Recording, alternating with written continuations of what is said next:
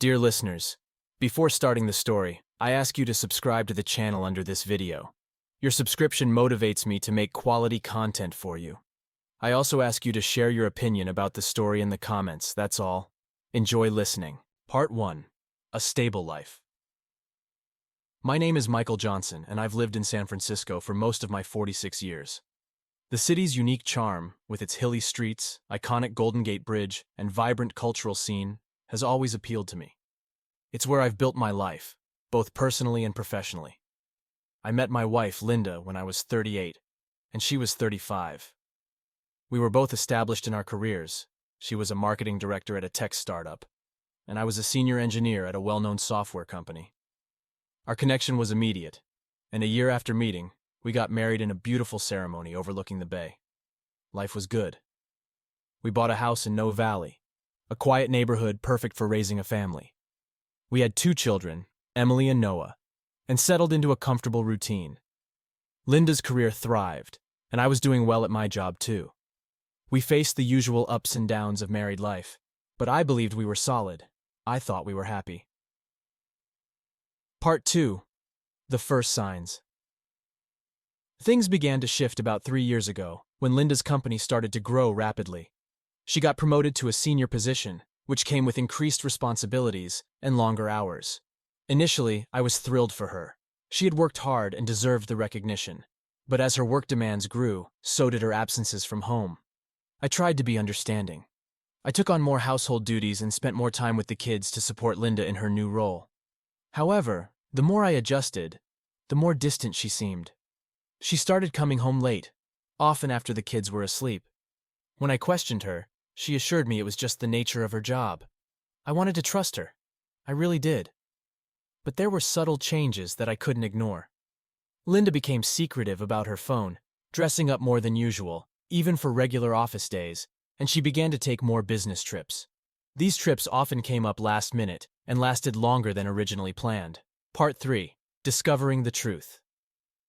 The truth revealed itself on a rainy December night. Linda had left for what she said was a business trip to Los Angeles. She was supposed to be gone for 3 days. That evening, after tucking Emily and Noah into bed, I noticed Linda's work laptop on the dining table. She must have left in a hurry. Against my better judgment, I opened it. I wasn't searching for anything specific, but a part of me needed reassurance. What I found instead was a series of emails and messages between Linda and a colleague named Alex. Their conversations were flirtatious, personal, and it was clear this was more than a professional relationship. My heart pounded as I read through their exchanges. They had been seeing each other for months, meeting up during business trips and late nights at the office. The betrayal hit me like a punch to the gut. I felt a mix of anger, sadness, and disbelief. Part 4. Confrontation. I didn't sleep that night. My mind raced, replaying the last few months and wondering how I had missed the signs. The next morning, I called Linda's office to confirm her trip. Her assistant hesitated before telling me Linda wasn't due back until the following week. It confirmed my worst fears. She had lied to me. When Linda returned, I confronted her. I waited until the kids were in bed, and we sat down in the living room. I told her I knew about Alex and the affair. She looked shocked at first, then defensive. She tried to deny it, but when I showed her the emails, she broke down and confessed. She said it started as a harmless flirtation, but quickly escalated. She claimed it didn't mean anything and that she still loved me. But her words felt hollow. The trust that had been the foundation of our marriage was shattered, and I didn't know how to rebuild it. Part 5. The Aftermath. We tried to make it work. We went to couples therapy, and Linda promised to end things with Alex and focus on our family. For a while, it seemed like we might be able to salvage our marriage. But the damage was done. Every time her phone buzzed, every late night at the office, my suspicions and anger flared up again. I couldn't live like that, and deep down, I knew Linda couldn't either. A few months later, I discovered that Linda was still seeing Alex. She had broken her promise, and that was the final straw. I told her I wanted a divorce. She didn't argue. In some ways, I think she was relieved. We both knew our marriage was over. Part 6. Picking up the pieces. The divorce was messy and painful. We fought over custody of the kids, the house, and everything else that had been part of our life together. In the end, we agreed to joint custody. I moved into a small apartment not far from our old neighborhood. Starting over at 46 was daunting, but I had no choice.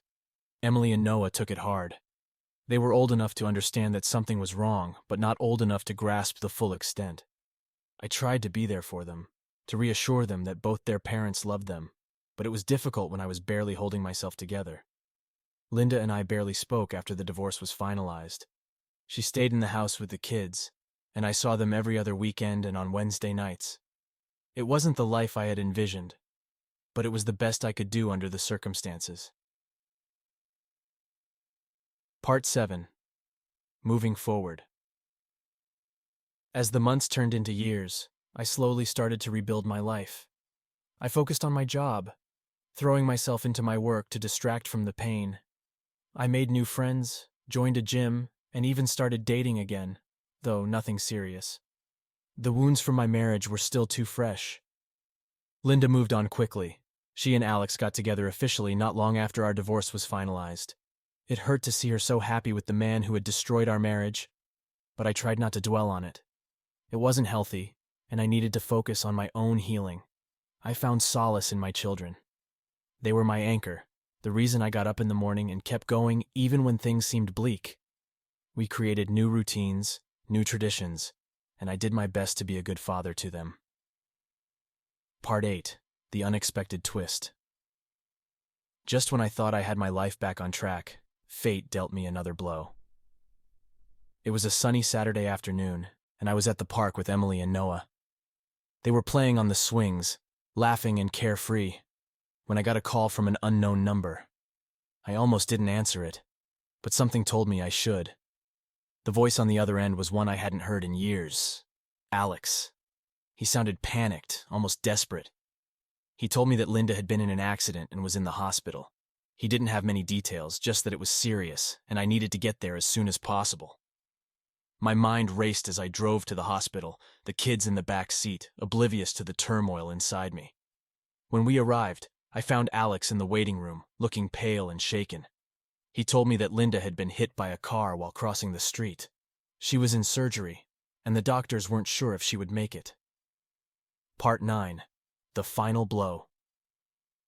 We waited for hours, the longest hours of my life. The kids were scared, and I did my best to comfort them, though I could barely keep myself together. Finally, a doctor came out and told us the news. Linda had suffered severe internal injuries and hadn't made it through the surgery. She was gone. I felt like the ground had been ripped out from under me. Despite everything that had happened, despite the betrayal and the pain, I never wanted this. I never wanted my children to lose their mother. The grief hit me like a tidal wave, and I had to leave the room to avoid breaking down in front of Emily and Noah. Alex tried to talk to me, to offer some kind of comfort, but I couldn't look at him. I couldn't bear the sight of the man who had been with my wife when she died. I told him to stay away from me and my kids, and he reluctantly agreed. He looked as devastated as I felt, but I couldn't find it in me to care. All I could think about was how I was going to tell Emily and Noah that their mother was gone. Part 10. Living with the Aftermath. The weeks after Linda's death were a blur of grief and numbness. I arranged the funeral, trying to hold it together for the sake of my children. Friends and family offered their condolences, but nothing they said could ease the pain. I felt like I was living in a nightmare, one from which I couldn't wake up.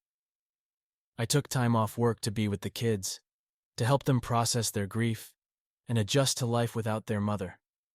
It was the hardest thing I've ever had to do. Emily, who was 10, withdrew into herself, becoming quiet and sullen. Noah, only 8, would cry himself to sleep every night, asking why his mommy had to go away. I didn't have any answers for them. All I could do was hold them and tell them that we would get through this together. But inside, I wasn't sure how we would. Part 11. Moving on. As time passed, we slowly started to find a new normal. I went back to work and the kids returned to school. We took it one day at a time, finding comfort in small routines and the support of friends and family. I made an effort to be more present for Emily and Noah, to make sure they knew they were loved and that they weren't alone. Linda's death had left a gaping hole in our lives, but we learned to live with it. We talked about her often, sharing memories and keeping her alive in our hearts. It wasn't easy, but it was necessary for our healing. Part 12. A Glimmer of Hope. About a year after Linda's death, I met someone new. Her name was Karen, and she was a nurse at the hospital where Linda had been taken. We met by chance at a support group for widowed parents. She had lost her husband to cancer a few years before, and we bonded over our shared experiences of loss and single parenthood. Karen was kind, patient, and understanding. She knew what it was like to rebuild a life after tragedy, and she became a source of strength for me and the kids. Our relationship developed slowly, built on mutual respect and a deep understanding of each other's pain. Part 13. A New Beginning. Karen and I have been together for over a year now. She's become a part of our family, not as a replacement for Linda, but as a new source of love and support. Emily and Noah have grown to love her, and she's been a wonderful presence in their lives. We've created new routines, new traditions, and slowly, we're finding happiness again. The pain of Linda's betrayal and death will always be a part of us, but it no longer defines us. We've learned to live with it, to find joy in the small moments, and to appreciate the good things we have. Part 14. Looking Back. As I sit here, reflecting on the past few years, I realize how far we've come. The pain of Linda's betrayal and death will always be a part of me, but it no longer defines me. I've built a new life for myself and my children, one filled with love, hope, and new possibilities. San Francisco, with all its ups and downs, has been the backdrop for this journey. It's a city of resilience, much like me. And as I look out at the skyline, I feel a sense of peace. I've made it through the darkest times, and I've come out the other side stronger and more determined than ever. Part 15. The Future. My story is one of betrayal and loss, but also of redemption and hope. It's a reminder that even when life knocks you down, you have the strength to get back up and keep going. And that's what I'll continue to do, for myself, for my children, and for the memory of the woman I once loved. We'll keep moving forward, one step at a time, finding our way through the shadows and into the light. Life is unpredictable, and sometimes it throws you curveballs you never saw coming. But through all the pain and hardship, I've learned that it's also full of unexpected blessings. Karen and I recently got engaged, and we're planning a small wedding for next summer. The kids are excited, and for the first time in a long time, I feel hopeful about the future. Part 16. Reflection. In the end, my story is one of resilience and hope. It's a testament to the power of forgiveness, the strength of the human spirit, and the importance of love and family. Life didn't turn out the way I planned, but I've learned to embrace the journey, with all its twists and turns. San Francisco will always be my home, the place where I faced my greatest challenges and found my greatest strength. It's a city that embodies resilience, and in many ways it reflects my own journey. I've been through the darkest of times, but I've emerged stronger, more compassionate, and ready to embrace whatever comes next. So here I am, moving forward with hope and determination, ready to face whatever the future holds. My story is far from over, and I'm excited to see what the next chapter brings. With Karen by my side and my children as my inspiration, I know that whatever happens, we'll face it together, with love, strength, and resilience. And that in the end is what truly matters, truly.